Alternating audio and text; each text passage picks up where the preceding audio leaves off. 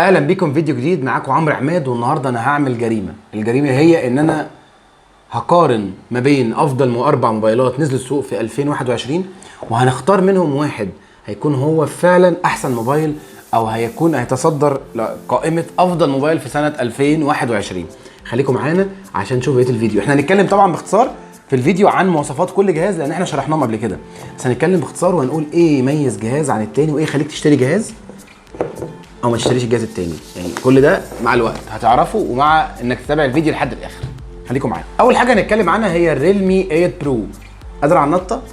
يعني هو السلوجان بتاعها طبعا يعني رائع، بس هي الفكره كلها مين عنده الجرأه ان هو يعمل حركه زي دي على موبايل؟ انا مش عارف. يعني ان كمان الكونسيومر يقدر يتقبل فكره انك تبقى كاتب له سلوجان بتاعك على الموبايل وهو يشيله. دي كانت خطوه جريئه جدا من ريلمي. خلينا نتكلم عن المواصفات بتاعته. فالجهاز بيجي بظهر بتاعه بلاك مصنفر، فده ميزته ان هو ما بيبانش فيه الخدوش. طبعا من الحاجات التي تؤخذ عليه بصراحه ان هو ما فيهوش سماعات ستيريو، يعني السماعات بتاعته مش ستيريو، سماعات عاديه، فده مش هيديك بيست بيرفورمانس في الصوت اللي انت كنت مستنيه.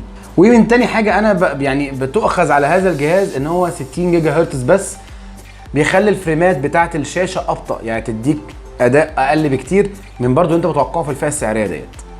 الجهاز بيجي ب 128 جيجا و8 جيجا رام، وبيجي بمعالج سناب دراجون 720 جي، وبيجي ببطاريه 4500 ملي امبير، وشاحن 50 واط اللي بيكون معاه في العلبه.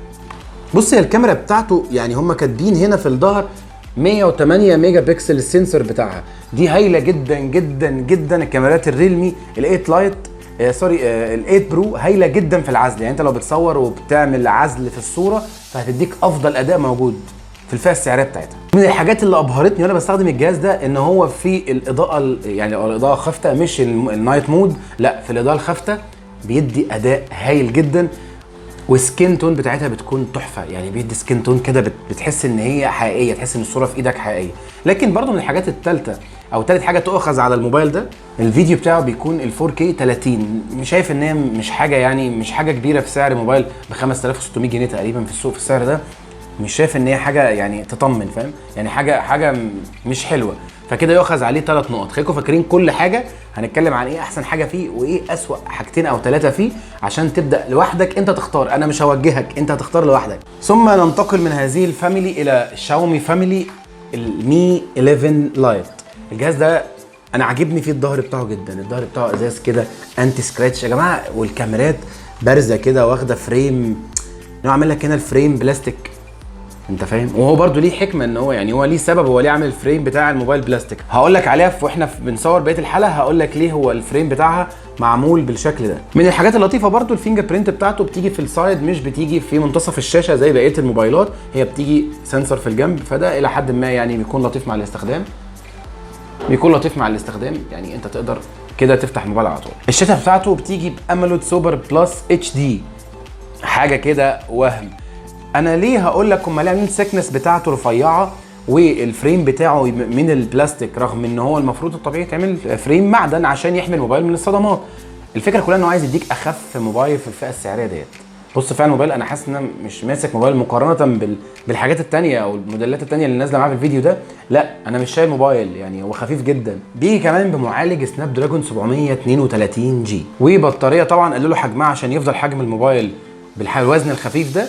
البطاريه جايه ب 4250 ملي امبير، وبيجي معاها شاحن 33 واط، والسماعات بتاعتها سماعات استيريو بعكس موبايلات كتير جدا في الفئه السعريه ديت. زي ما قلنا الريلمي اللي كنا بنراجعه من شويه كان السماعات بتاعته مش ستيريو، ده سماعات ستيريو و90 جيجا هرتز. ومن الحاجات الشقيه جدا اللي عملوها فعلا شاومي في الموضوع ده هو هذه الفتحه الصغيره دي علشان تقلل الضوضاء وانت بتتكلم في المايك وبتعمل كول مع اي حد، فهي بتقلل الضوضاء بتاعه الموبايل او الضوضاء اللي حواليك موجوده في المكان. لكن من الحاجات التي تؤخذ على المي، بعيدا عن البطاريه بتاعته 4250، فهي اقل، ما فيهوش فتحه السماعه 3.5. فدي بالنسبه لي انا لو انا يوزر بستخدم السماعات الوايرد، بالنسبه لي مش تبقى افضل اختيار. هضطر اجيب وصله بقى وبتاع وقصه كده، يعني ايه، انا ممكن تكون في الوقت الحالي بما ان الناس كلها بتستخدم السماعات البلوتوث او التي دبليو اس، فبالنسبه لها ده الموضوع يبقى لطيف. لكن انا شايف ان هي حاجه يعني لا غنى عنها في اي موبايل لو انت لسه بتستخدم سماعه سلك.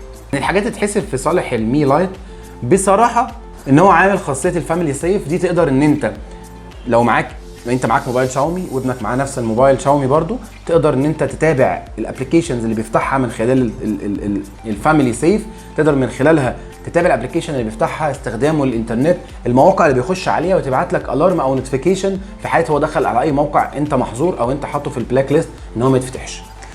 من الحاجات التانية تؤخذ عليه ان فتحه السماعه بتاعته 3.5 مش موجوده. لا، انا هقول لك على حاجه اجمد من كده بكتير. الاسوأ من كده من وجهه نظري السنسور. ناس كتير بتتكلم ان السنسور بتاع الموبايل لما بتيجي تقرب منه في الاستخدام مش اكيوريت 100%. لا، فهو في مشاكل ساعات، بيبقى في لاج كده، حاجات بسيطه. فده من الحاجات برضو اللي تؤخذ على المي 11 لايت.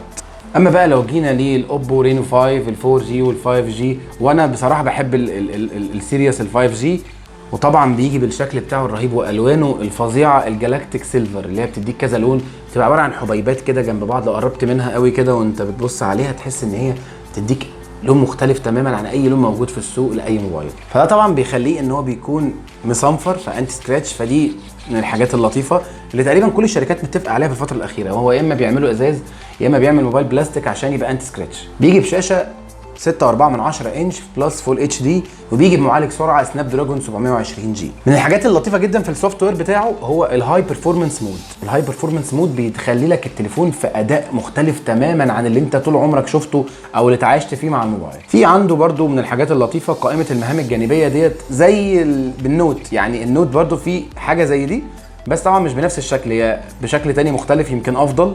فدي تتحسب لهم برضو ان هم بداوا يدخلوها في سيريس 5000 جنيه ولا 6000 جنيه موبايل بالشكل ده في دي. فدي بالنسبه لي انا شايف ان هي حاجه لطيفه جدا. الالعاب عليه ممتازه، الالعاب بتيجي بسرعه 40 فريم في الثانيه. تخيل انت بتخدم على الالعاب في الموبايل بتاعك 40 فريم في الثانيه، فمش هيبقى فيه لاج. ما اعتقد فكره انك تلاقي لاج في الكلام ده، لا ما اعتقدش هتلاقي لاج. بص الموبايل سلس جدا ازاي، يعني انت بص تخرج من ابلكيشن تفتحه وتخرج غيره وتفتحه، الموضوع سلس جدا. يعني استخدام الموبايل سلس بطريقه بسبب الفريم وكواليتي الشاشه والبروسيسور بتاعه. كل ده مخلي الموبايل في حته تانية خالص. طبعا بيجي ببطاريه 4300 ملي امبير وبشاحن 65 واط، بيخلي الموبايل يشحن 70% في نص ساعه. جود بوينت بصراحه. لو انت نسيت موبايلك على الشحن ما شحنتوش زي ما كنا بنقول في الفيديو قبل كده بتاع اوبو، ان ده هيخلي التليفون معاك انت اتزنقت دلوقتي، انت صحيت من النوم لقيت التليفون فاصل شحن ومش شحنه نص ساعه قبل ما تاخد الشاور وتلبس، فانت نص ساعه هتلاقي الموبايل بتاعك بقى 70%. طبعا بيجي باربع كاميرات، كاميرا 64 ميجا بايت والترا وايد 8 ميجا بايت والسيلفي 32 ميجا بايت. طبعا 2 سنسور كل واحد فيهم 2 ميجا بايت. طبعا من الحاجات اللي هايله طبعا هو اوبو اصلا الشعار بتاعهم اوبو كاميرا فون، يعني هم اصلا ناس متخصصه في الكاميرا. فلو قعدت اشرح لك في العشق ومدى الكاميرا والعزل وعزل الاضاءه والفيتشرز اللي موجوده في الكاميرا، فهي محتاجه يوم لوحدها، محتاجه فيديو لوحدها نتكلم. احنا اتكلمنا باستفاضه عنها في الفيديو بتاع الاوبو رينو 5 ورينو 5 4 جي 4 جي ال 5 جي وال 4 جي، اتكلمنا عنهم باستفاضه. فلو انت حابب تعرف السبيكس بتاعتها بالظبط ممكن تقدر ترجع للفيديو ده. طبعا من الحاجات الجميله جدا فيه لو انت بتحب التصوير او مهتم بحته التصوير او بتعمل فلوج او بتعمل فيديوز او كرييتور لاي حاجه عامه من اي محتوى موجود على السوشيال ميديا، فهو في خاصيه الاستدي برو. الاستدي برو دي عامله زي الجيمبل، عارف اللي هو بيثبت لك الموبايل تقدر تتحرك في اي اتجاه بس الموبايل يفضل ثابت معاك. فدي مش موجوده غير في الاوبو رينو 5. وطبعا بيجي بسعر ب 5600 جنيه ويمكن اقل او اكتر، وتقريبا في الافريج ده انا مش عارف سعره بصراحه تحديدا، بس ده تقريبا السعر بتاعه في الوقت الحالي. اخر حاجه هنتكلم بيها وختامها مسك زي ما بيقولوا هو الاي 72. مش هقدر اقول لك انت تختار ايه، بس بعد ما اشرح لك ده انت هتعرف انت هتختار ايه. طبعا بيجي الظهر بتاعه من البلاستيك المصنفر، وده غريب ان موبايل ب 7000 جنيه يجي بلاستيك مصنفر ما يجيش ازاز يعني. بس انا بالنسبه لي رغم ان الازاز ممكن يبقى كواليتي اعلى، بس البلاستيك هيحمي الموبايل بتاعك اكتر، هيحميه من الصدمات بتاعته. بيجي بالفريم بتاعه بيكون برده بلاستيك علشان يحاول يخلي الموبايل وزنه خفيف، لكن هم يعني ممكن نقول ما قدروش يحققوا المعادله الصعبه دي. موبايل بالحجم ده ويكون بلاستيك الفريم والظهر بالمواصفات دي ويكون حجمه خفيف بحجم البطاريه كمان اللي فيه، فده استحاله يوصل للوزن الخفيف اللي احنا متخيلين. طبعا بيجي بفينجر برينت اوبتيكال مش الترا سونيك، فده برده حاجه لطيفه جدا. انا شايف ان هي حاجه لطيفه بالنسبه للموبايلات في الفئه دي. بيجي بمعالج سناب دراجون 720 جي و8 جيجا رام و128 ذاكره داخليه للموبايل. السوفت وير بتاعه زي الوان يو اي، انا شايف ان هو سوفت وير ده حلو سهل. هو ممكن ما يكون فقير شويه، ما فيهوش يعني البينافيتس او الشكل الشاشه بتاعه او شكل الايكون فيها بشكل يكون حلو بالنسبه لك او مرضي كفايه، لكن هو مش وحش، لكن مش بيدي لك الاحساس بان انت غيرت. يعني انت لو جبت السيريس اللي قبليه ال 71 هتحس مفيش اختلاف كبير في السوفت وير، هتحس انت فتحته هو نفس الموبايل. بيجي بكاميرا 64 ميجا بايت ستاندرد، وبيجي ب 12 ميجا بايت الترا وايد، و8 ميجا تيليفوتو 3 اوبتيكال زوم، بتعمل معاك الزوم بتاعها لحد 3 مرات، تقدر تزوم وتفضل محافظه على الشكل بتاع الصوره وما تعملش منك بلور، وتخلي الصوره تديك احسن اداء للصوره. احلى حاجه في الموبايل ده الفيديو ال 4K، بعكس احنا كنا بنتكلم عن الريلمي والشاومي ما كانش فيه الموضوع ده، يعني ما كانش بالنسبه لهم الكاميرا الفيديو ال 4K ما كانتش احسن حاجه. البطاريه بتاعته طبعا 5000 ملي امبير، وده اللي مخلي الحجم بتاعه بالشكل ده. يعني لو انا هرشحه لك في الفئه السعريه دي فانا اقول لك هو يعتبر يعني ايه، يعني كويس مش وحش في الفئه السعريه دي. طبعا بعد ما شفت الفيديو انا ما حيرتكش، انا شرحت لك وايه، يعني شرحت لك كل حاجه بالتفصيل، شرحت لك الشاومي السبيكس بتاعته وايه نقط القوه والضعف اللي فيه، شرحت لك الاوبو رينو 5 وايه قوه القوه والضعف اللي فيه، الريلمي وهكذا السامسونج. الهدف ايه بقى؟ الهدف مش انا اللي هختار لك الموبايل بالنسبه لك اللي هيكون مناسب، لان انا باختصار انا هشرح لك مواصفات كل موبايل زي ما شرحت لك كده، واقول لك ايه الميزه والعيب. ممكن يكون موبايل مثلا زي الاوبو هنقول ان هو كاميرا، الموبايل ده افضل حاجه فيه بالنسبه للفيديوز ال 4K، بالنسبه للنايت مود، بالنسبه للتصوير في الاضاءه الليليه، الاضاءه الخافته او حاجه زي كده. فانا ارشح لك الموبايلين دول اللي هو الريلمي 8 برو، رينو 5 ال 4G وال 5G هيكون معانا هو في المقدمه في الصداره، ده لو انت بتدور على الكاميرا. طب لو انا بدور على بيست بيرفورمانس، الحاجه تكون انا جيمر وبستخدم الموبايل هارد وركر، فانا ارشح لك ال A72. في حاجات خرجت اصلا من الترشيح، وفي حاجات موجوده لسه جوه الترشيح بتاعنا. الشاومي برضو لو انت عايز بيست بيرفورمانس، جهاز وزنه خفيف، جهاز فيه مميزات، البطاريه بتاعته ممتازه، فانت عايز جهاز خفيف والمواصفات دي، فانت عليك بالشاومي. فانا كده شرحت لك كل جهاز ايه المزايا اللي فيه، تقدر ترجع تسمعه تاني لو انت عايز تتاكد من معلومه ايه المزايا اللي في كل جهاز. جهاز فيه مشكله ان هو مثلا وزنه تقيل، جهاز البطاريه بتاعته قليله، جهاز الكاميرا مش احسن حاجه، جهاز البرفورمانس بتاعته هتبقى تقيله وهيقطع معاك في الفريمات بتاعته، عدد الفريمات قليل فهيقطع معاك لو انت بتستخدم لعبه او بتستخدم فيديو او بتعمل عليه اي اكتيفيتي عليه، هتعمل اي حاجه على الموبايل، فهو مش هيديك احسن حاجه. فده في الحاله دي انت اللي تقدر تختار ايه افضل جهاز بالنسبه لك واحسن او اوحش جهاز بالنسبه لك. طبعا في نهايه الفيديو لو عجبك الفيديو ما تنساش تعمل لايك وشير عشان يوصلك كل جديد، وما تنساش تحمل الابلكيشن عشان يجيلك كل الاوفرز بتاعتنا. الى اللقاء.